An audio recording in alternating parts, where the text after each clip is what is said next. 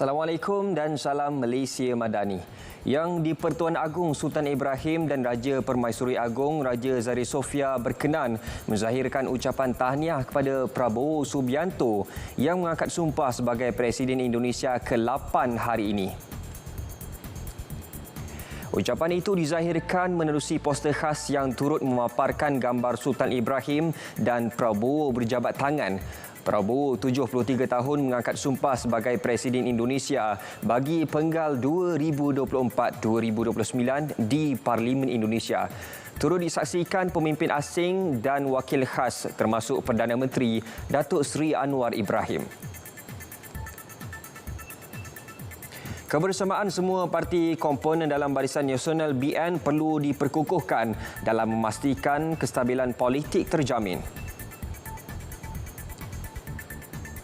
Kalau strategi pilihan raya dan pilihan raya kecil disusun dengan baik, jika kita mengenepikan permasalahan kita sesama sendiri, kalau kita mengenepikan perkara-perkara titik bengit, the petty issues jika ada, dan jika kita kembali kepada landasan Barisan Nasional yang sebenar, jika kita terus memperkukuhkan semangat Barisan Nasional, jika pemimpin-pemimpin utama parti-parti komponen dan parti-parti dalam unity government mengenepikan perbezaan-perbezaan pandangan yang berbeza di kalangan kita, Barisan Nasional akan mendapat kursi yang lebih di dalam pilihan raya umum yang akan datang.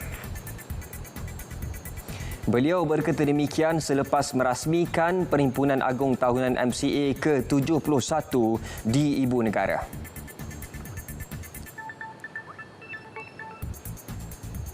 Pada perhimpunan itu, Datuk Seri Dr. Wee Ka Siong dilantik sebagai Penasihat Pelaburan Masyarakat Cina.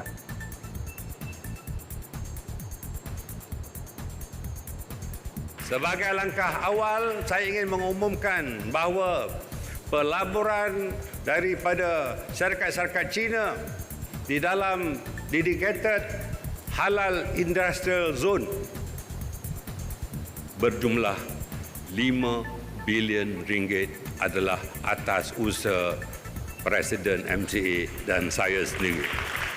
Malah, di dalam lawatan resmi saya ke negara China, saya telah juga membawa Presiden MCA untuk menjadi delegasi resmi yang telah bersama-sama dengan saya. Belanjawan 2025 disifatkan sebagai pelan yang kondusif dan komprehensif meliputi pelbagai lapisan rakyat. Pensyarah kanan Fakulti Pengurusan Ekonomi UiTM, Dr. Bashir Ahmad Syabir Ahmad berkata, ia menggariskan pelbagai usaha kerajaan untuk mencapai status negara maju berpendapatan tinggi. Jelasnya peruntukan perbelanjaan pembangunan yang lebih rendah daripada belanjawan terdahulu jelas membuktikan pendirian kerajaan untuk mengurangkan pelaksanaan projek mega. Sebaliknya, tumpuan diberi kepada projek yang berpaksikan rakyat seperti penambahbaikan dan pembinaan infrastruktur, prasarana dan kemudahan di bandar dan luar bandar. Pengumuman kadar gaji minimum baharu juga telah dijangkakan, langkah wajar yang memberi manfaat kepada kebolehpasaran graduan sekaligus mempersiapkan industri dan sektor perniagaan dalam memenuhi keperluan garis panduan tersebut.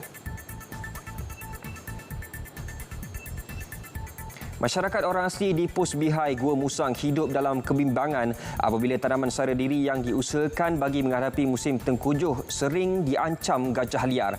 Pengerusi Jawatankuasa Pembangunan Keselamatan Kampung Orang Asli JPK-KOA Kampung Tenderi Pos Bihai, Apek Asud berkata, hasil tanaman yang telah membuahkan hasil itu sepatutnya sudah dapat dituai pada bulan November atau Disember ini. Namun musnah diganggu gajah liar.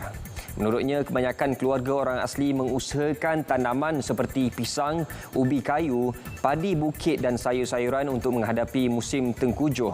Sementara itu, Jabatan Perlindungan Hidupan Liar dan Taman Negara Perhilitan Kelantan menasihatkan penduduk mematuhi beberapa garis panduan yang disediakan sekiranya terserempak dengan haiwan liar tersebut. Sekian semasa 3 dari Sungai Kesegara, Palestin pasti merdeka. Assalamualaikum, salam Malaysia Madani.